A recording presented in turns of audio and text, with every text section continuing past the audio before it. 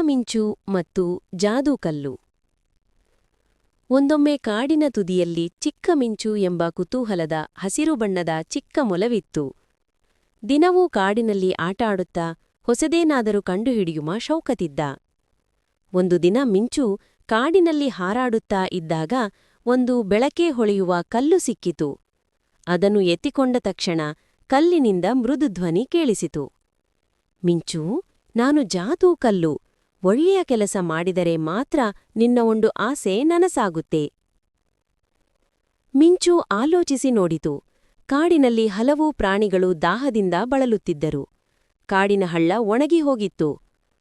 ಮಿಂಚು ತಕ್ಷಣ ಎಲ್ಲಾ ಕಾಡಿನ ಪ್ರಾಣಿಗಳನ್ನೂ ಸೇರಿಸಿ ಗುಂಡಿ ತೋಡಲು ಸಹಾಯ ಮಾಡಿಸಿತು. ಎಲ್ಲರೂ ಸೇರಿ ದೊಡ್ಡ ಗುಂಡಿ ತೋಡಿದರು. ಕೆಲವು ಗಂಟೆಗಳ ಬಳಿಕ ಭೂಮಿಯಿಂದ ಸ್ವಚ್ಛವಾದ ನೀರು ಹೊರಬರಲು ಶುರುಮಾಡಿತು. ಎಲ್ಲಾ ಪ್ರಾಣಿಗಳು ಸಂತೋಷದಿಂದ ಜಿಗಿದು ಕುಣಿದವು.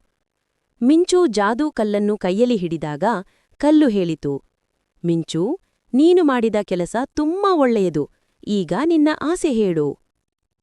ಮಿಂಚು ನಗುತ್ತಾ ಹೇಳಿತು, ನನ್ನ ಆಸೆ ಏನೇ ಇದ್ದರೂ ಪ್ರತಿದಿನ ನಮ್ಮ ಕಾಡು ಹೀಗೆಯೇ ಸಂತೋಷವಾಗಿರಲಿ.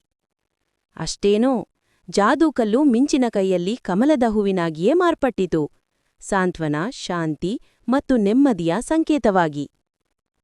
ಆ ದಿನದಿಂದ ಕಾಡಿನ ಎಲ್ಲರೂ ಮಿಂಚನ್ನು ನಮ್ಮ ಚಿಕ್ಕ ಹೀರೋ ಎಂದು ಕರೆಯಲು ಶುರುಮಾಡಿದರು. ಕಥೆ ಮುಗಿತು.